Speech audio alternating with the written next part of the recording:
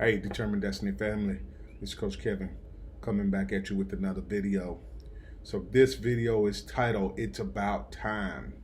It's about time. And this video is one that's going to challenge you, and it's going to move you, and it's going to cause you to react or act in situations where you've thought about reacting or acting in a certain way. And this video is going to challenge you to do just that. Hey, I'm Coach Kevin. This is Determined Destiny. Determined Destiny is created to make a positive impact in the lives of young men so that they can make a positive impact in the communities that they serve. Hey, I'm completely committed to making a difference in our societies. And I have a team of people that's also completely committed to making a difference, starting with our young men.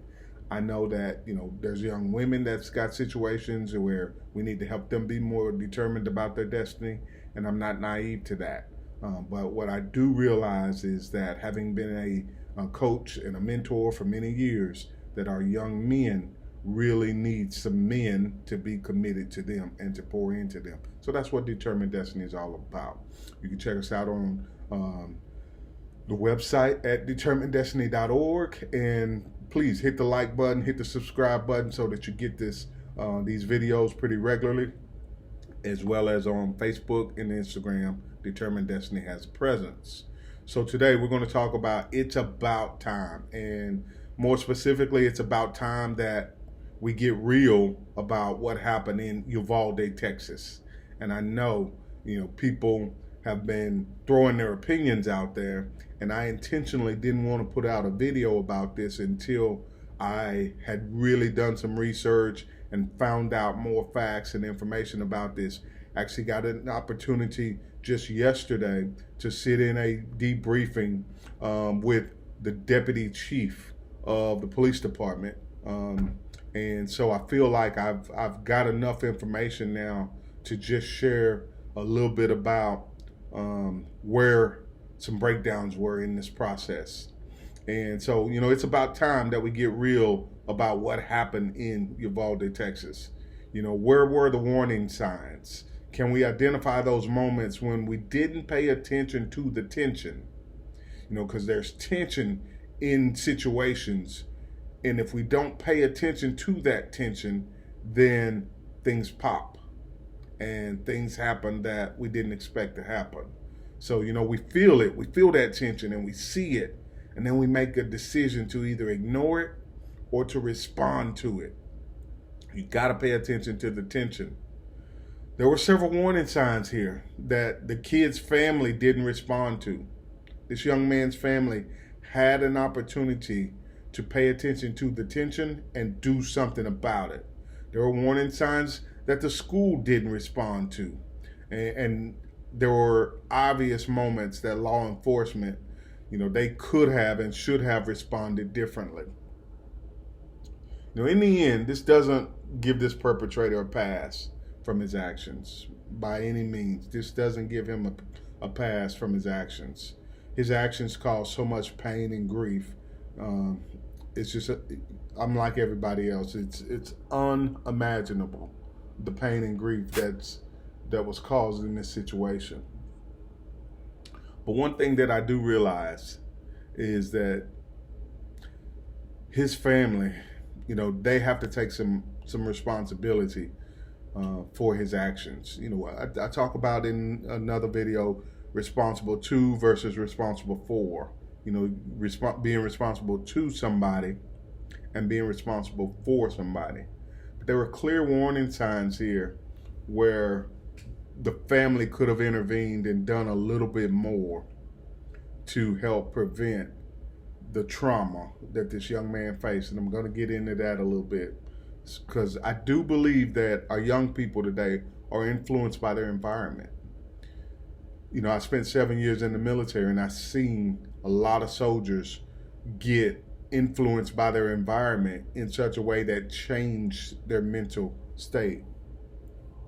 So, his environment obviously was not one that taught him to value human life. He plotted even attempted to kill his own family. And then, this kid obviously wasn't taught that he could determine his own destiny in a positive way. Therefore, his mental state led him to this destruction. So, I think there's moments where he could have been influenced and taught that you have more control over your destiny in a positive way. And those things were not poured into him. Therefore, this tragic event took place. I know we have to do something more for people who suffer from mental illness. And what I've learned is that trauma, it can cause the mental illness, so that even if you're not born with mental illness, you may suffer a trauma in life that can cause it. And that's what I meant by, being a product of your environment. So then we have to ask ourselves, who can help? Who can help with this trauma? And, I know when this situation happened, there was tons of counselors on the ground there to help families and other kids as much as possible. Other teachers and the community as a whole. And so, I heard some research was done that, they said over the past 15, 20 years, we've been reducing the amount of support, financial support, and resources that are available to people with mental health. And we've got to do something different. We've got to find a way to not take away the resources and support, but add to, especially coming out of this 2-year situation that the world has been in with COVID. There's going to be trauma in our kids, in our teenagers, in our adults. So we've got to find a way to switch the trauma that's going on in the head to help us all realize that we can be more determined about a positive destiny if we do certain things. So, in this situation, I want to talk about how the family could have helped, how the school could have helped. And then when they saw the kid was, experiencing the isolation and experiencing the loneliness and failure for that matter, what could have happened? We have to set up systems that intervene, not just when academic failure is taking place, but when social failure is taking place. We have to have systems in place that allow the environment to come and rush in and provide support and guidance and change that thinking, so that we don't get to a point where we feel like, or we have kids and young people that feel like they don't have a way out. The warning signs were there. And, I'm not looking to pass blame here. I hope you don't misinterpret what I'm saying. I'm not looking to pass blame. I'm looking to raise awareness, raise all of our awareness on what we can do to help in these situations. Because passing blame, that's a reaction that's not going to solve anything. But raising awareness and challenging us all to get involved and do our part, I think, is where we will find some solution.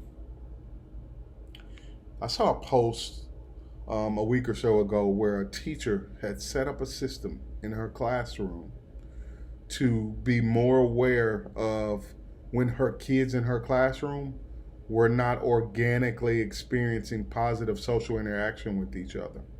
And what she did was, within this system, when kids gave feedback of who they wanted to sit with or sit by or play with, and she would take that information and look for names that never came up, and then intentionally place them in situations to where the positive interaction and socialization happened. I thought this was genius of this teacher, to be able to have a clear mind and a clear understanding that she had kids in her class that were not going to organically be involved with other kids, but she was going to be intentional about making sure that they had those positive interactions.